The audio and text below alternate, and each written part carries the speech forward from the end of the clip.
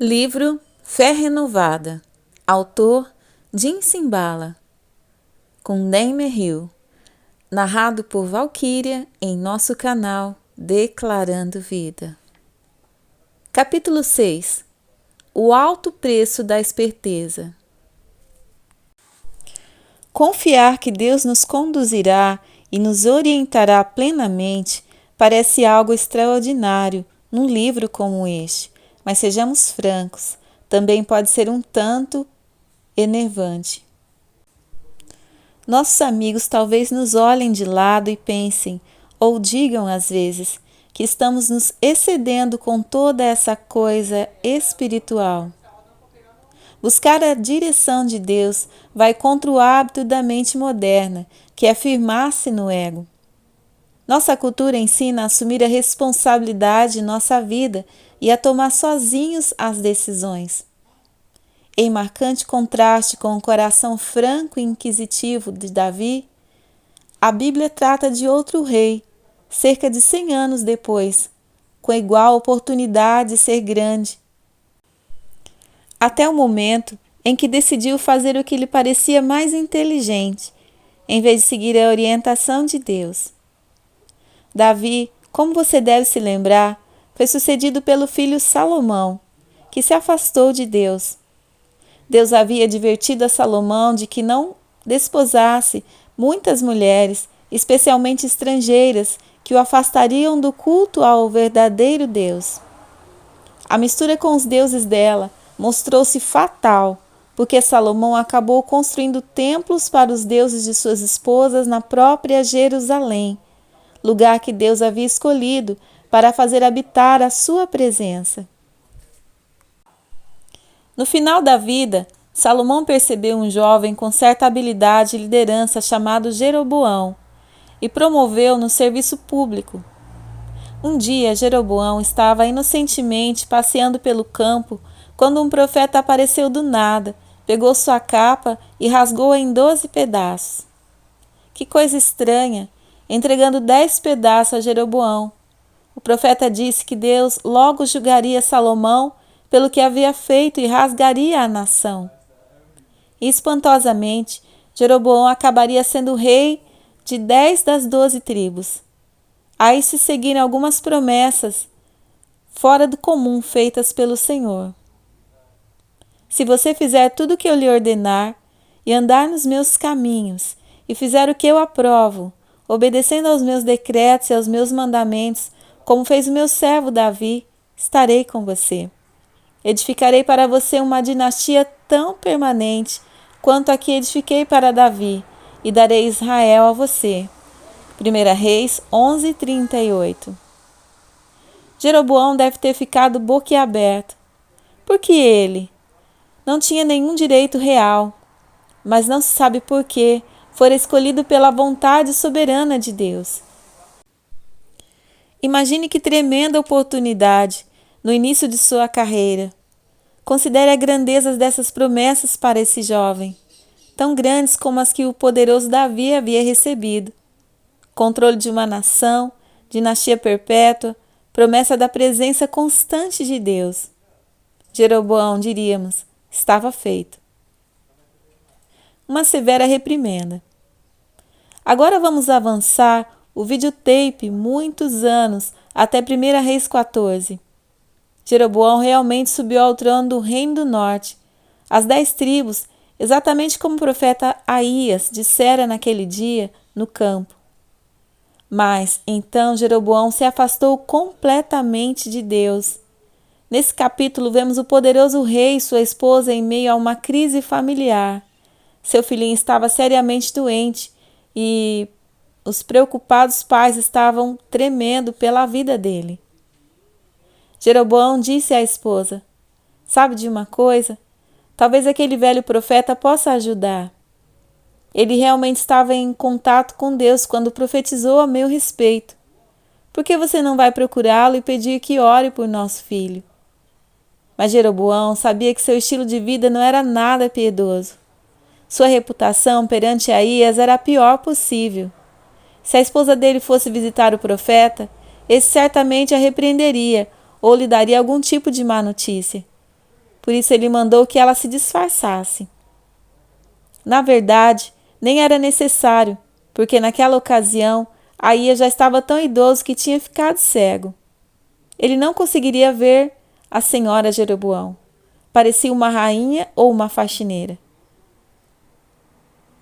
Porém, Aías continuava em íntima comunhão com Deus, e diante dele ninguém pode se disfarçar. Você pode agir como um premiado pela academia, mas Deus vê através de tudo imediatamente. No minuto que a mulher bateu à porta do profeta, Aías a cumprimentou. Oi, senhora Jeroboão, disfarçada em alguém. Entre. Talvez ela tenha rido nervosamente ou tentado conversar um pouco com o velho profeta. Nesse caso, a conversa foi rápida, logo ficou séria. A mulher ficou ali sentada enquanto Aías disparou uma profecia chocante. Quando Aías ouviu o som dos passos junto da porta, disse: Entre, mulher de Jeroboão, por que esse fingimento? Fui encarregado de lhe trazer más notícias. Vá dizer a Jeroboão que isso é que o Senhor, o Deus de Israel, diz. Tirei-o dentre o povo e tornei líder sobre Israel, meu povo. Tirei o reino da família de Davi e o dei a você. Mas você não tem sido como meu servo Davi, que obedecia aos meus mandamentos e me seguia de todo o coração, fazendo apenas o que eu aprovo. Você tem feito mais mal do que todos os que viveram antes de você, pois fez para si outros deuses, ídolos de metal. Você provocou a minha ira e voltou as costas para mim. Quanto a você, volte para casa. Quando você puser os pés na cidade, um menino morrerá. Todo Israel chorará por ele e o sepultará. Ele é o único da família de Jeroboão que será sepultado, pois é o único da família de Jeroboão em quem o Senhor, o Deus de Israel, encontrou alguma coisa boa. O Senhor levantará para si um rei sobre Israel, que eliminará a família de Jeroboão. O dia virá. Quando? Agora mesmo. E o Senhor ferirá Israel, de maneira que ficará como o junco balançando na água. Ele desarraigará Israel desta boa terra que deu aos seus antepassados e os espalhará para além do Eufrates, pois provocaram a ira do Senhor com os postes sagrados que fizeram. E ele abandonará Israel por causa dos pecados que Jeroboão cometeu e tem feito Israel cometer. 1 Reis 14, 6 ao 9, 12 a 16. Que reprimenda severa! Quando o velho terminou de falar, a senhora Jeroboão devia estar soluçando. Dentro de algumas horas, ia perder o filho e dentro de pouco tempo o reinado de seu marido passaria para a história. Na realidade, toda a nação entraria em colapso. Lemos esse tipo de história e não podemos deixar de imaginar por que isso aconteceu. O que fazer quando somos escolhidos por Deus como próximo rei? E o mesmo profeta diz agora que não passamos de um frango assado que será jogado na lixeira da história, sem esperança de salvar nosso reino ou mesmo nossa vida? Deus estava dizendo: Jeroboão, está tudo acabado. Você provocou a minha ira. Agora você foi rejeitado como rei. Na verdade, vou castigar toda a sua nação pelo que você a levou a fazer junto com você. Que pecado horrendo cometeu esse homem. O perigo de ser esperto. A resposta encontra-se em cerca de 8 pequenos versículos em 1 Reis 12, entre o primeiro e o último encontro com Aías. Jeroboão era rei e um dia estava pensando em sua posição estratégica. Sim, estava firme no trono, mas por causa do reino dividido, o templo de Deus não se encontrava dentro de seu território. Encontrava-se em Jerusalém, a capital do Reino do Sul. Em todos os dias santificados, 2 ou 3 vezes por ano, quando o povo ia adorar, tinha que descer até o território de seu rival. Deus deixara claro que os israelitas não podiam adorar ou sacrificar seus animais em qualquer lugar. Tinham de ir ao local escolhido em Jerusalém. A Bíblia diz: Jeroboão pensou: o reino agora provavelmente voltará para a dinastia de Davi. Se este povo subir a Jerusalém para oferecer sacrifício no templo do Senhor, novamente dedicarão sua lealdade ao Senhor deles, Roboão, rei de Judá. Eles vão me matar e vão voltar para o rei Roboão. Depois de aconselhar-se, o rei fez 2 bezerros de ouro e disse ao povo: Vocês já subiram muito a Jerusalém. Aqui estão seus deuses, ó Israel, que tiraram vocês do Egito. Mandou pôr um bezerro em Betel e o outro em Dan. E isso veio a ser um pecado, pois o povo ia até Dan para adorar aquele bezerro. 1 Reis 12, 26 a 30. Que tragédia pungente espreitava naquelas 2 palavras. Jeroboão pensou, versículo 26. Toda a sua queda começou como uma tentativa de ser esperto. Ele começou a pensar em uma estratégia. Em vez de simplesmente confiar nas promessas de Deus, tentou dar uma mãozinha. Se não agisse assim, parecia-lhe seu poder seria ameaçado. Foi assim que a tragédia começou. Jeroboão pensou, esqueceu-se de Deus e da promessa de sua palavra. É horrível utilizar esperteza humana em vez de fé em Deus. O antigo hino evangélico bem nos adverte: em Jesus confiar, sua lei observar, ó que gozo, que bênção, que paz. Satisfeito guardar, tudo quando ordenar, alegria perene nos traz. O que Jeroboão acabou por fazer foi dar início à sua própria religião. Uma insidiosa mistura de verdade e falsidade. Os versículos seguintes contam como Jeroboão construiu altares idólatras e designou sacerdotes dentre o povo, apesar de não serem levitas. Instituiu uma festa no 15º dia do 8º mês, semelhante à festa realizada em Judá, e ofereceu sacrifícios no altar. Ele fez isso em Betel, onde sacrificou aos bezerros que havia feito. Também estabeleceu lá sacerdotes nos seus altares idólatras. Versículo 31, 32. Ninguém era preciso ser vocacionado por Deus para ser líder na religião de Jeroboão. Bastava pagar em dinheiro e pronto, estava nomeado. Deus dissera claramente no 2º mandamento que nunca utilizassem nada físico como representação dele. Mas Jeroboão estabeleceu 2 bezerros de ouro para dar firmeza à devoção popular. Deus, na verdade, é espírito, e aqueles que desejam adorá-lo devem adorá-lo em espírito e em verdade, como diz Jesus. João 4:24. Nada material jamais pode competir com a grandeza do Deus invisível. E mesmo que se fizesse algo de ouro puro, ainda seria errado diante de Deus. Ele não fica impressionado com a aparência física ou com o brilho. Em vez disso, olha para o coração. Uma vez ouvi N. Graham Lotz dizer que o ouro não deve significar muito para Deus, pois ele o utiliza como material de pavimentação no céu. Os santos andarão sobre ele por toda a eternidade. Deus colocou a história de Jeroboão na Bíblia como luz vermelha de advertência para nós. Claramente, ele proclama que quando a incredulidade toma conta de um líder ou de qualquer outra pessoa, conduz à primeira decisão ruim, que leva à segunda, que leva à terceira e até o momento em que as coisas ficam fora de controle.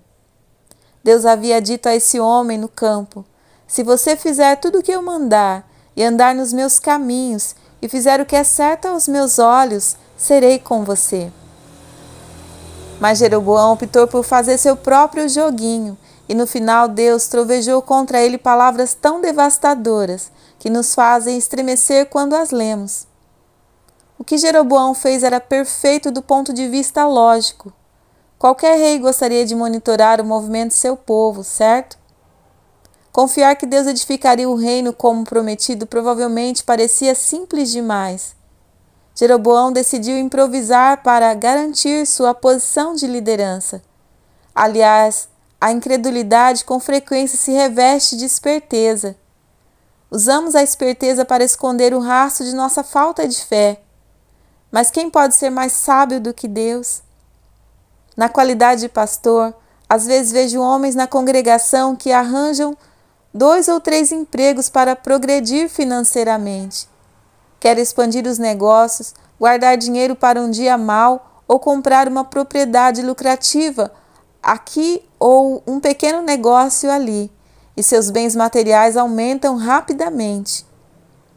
Sim, significa deixar de ir à igreja aos domingos, de ficar com os filhos, mas sempre dizem: minha mãe não criou nenhum bobão. Dentro de pouco tempo, dizem eles, a agenda vai ficar mais leve e poderão dar mais atenção à palavra e à oração, ao serviço do Senhor, ao casamento, à responsabilidade de criar filhos. Logo, logo, mas não agora. No momento, praticamente, tem de se matar pelo todo-poderoso cifrão.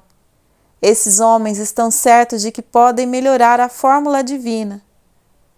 Busquem em primeiro lugar o reino de Deus e a sua justiça, e as demais coisas lhe serão acrescentadas. Mateus 6,33. Jeroboão devia se sentir muito esperto colocando aqueles bezerros idólatras em Dan e Betel, 2 cidades de seu território. Disse ao povo que os estava protegendo da longa e difícil viagem a Jerusalém. Mas nesse novo culto não havia salvação. Era uma perversão perigosa do verdadeiro culto a Deus. Na igreja de hoje, continuamos ocupados, inventando novas formas de culto como Jeroboão.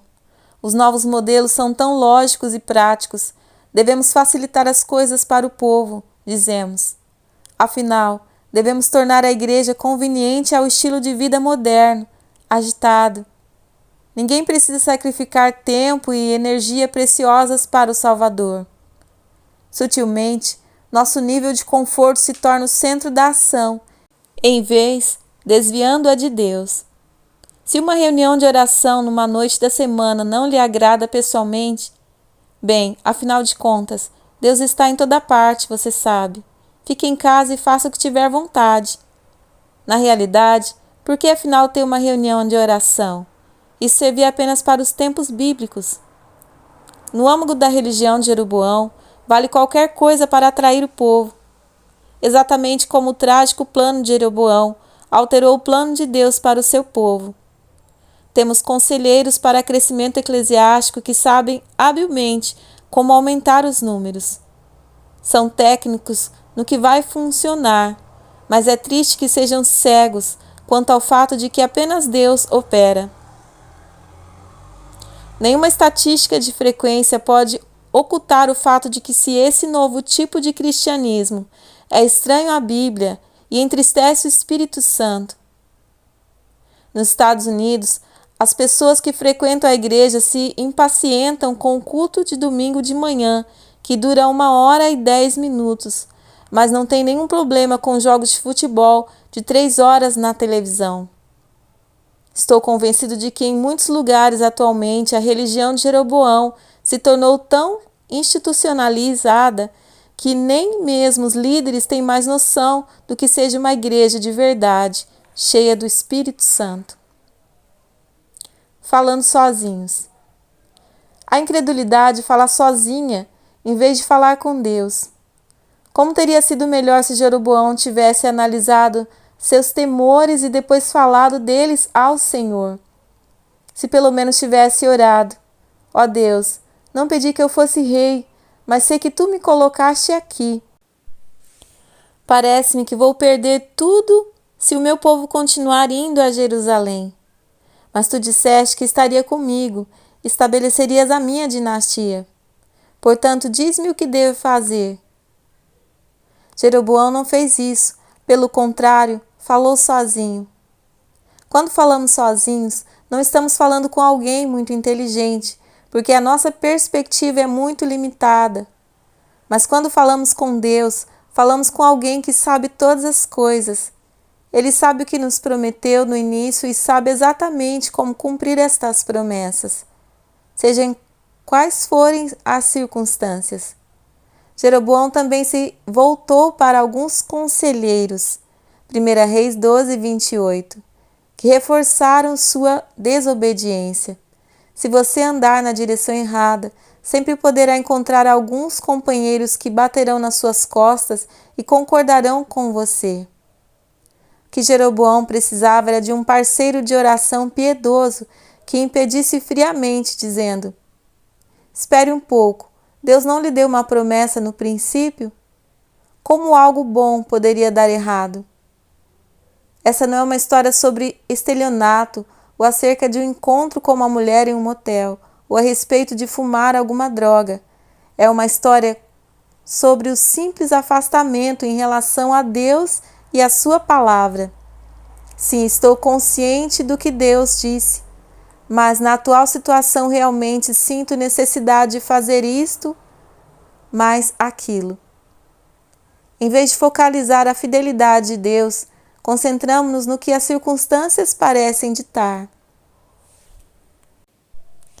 Mas a fé nos capacita a ver Deus por cima de todos os nossos problemas. Se olhamos apenas para os problemas, ficamos deprimidos e começamos a tomar decisões erradas. Quando temos fé, vemos Deus maior do que qualquer montanha e sabemos que Ele está tomando conta de nós.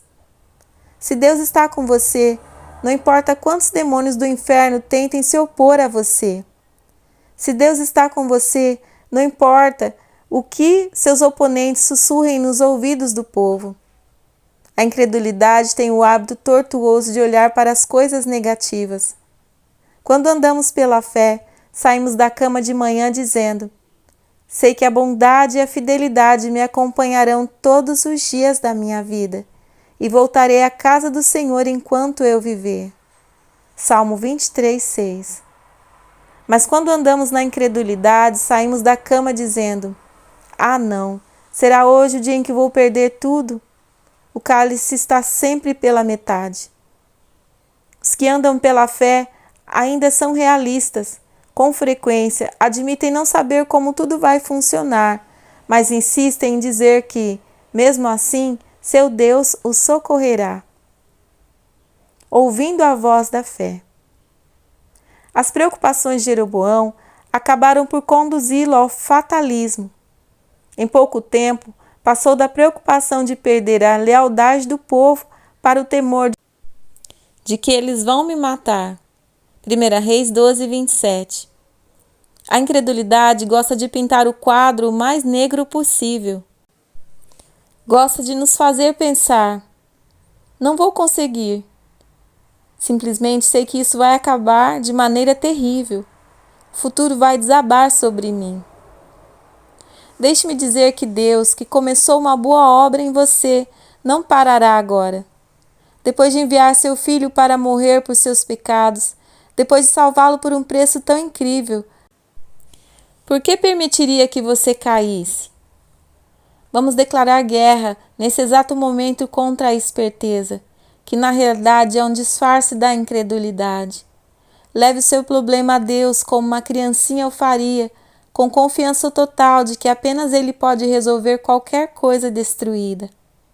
Abra sua Bíblia e deixe que o Espírito Santo plante em você a semente de uma fé renovada que vai florescer enquanto você esperar no Senhor. Não desista de pedir, buscar e bater, não importando que pressão você sinta para fazer alguma coisa.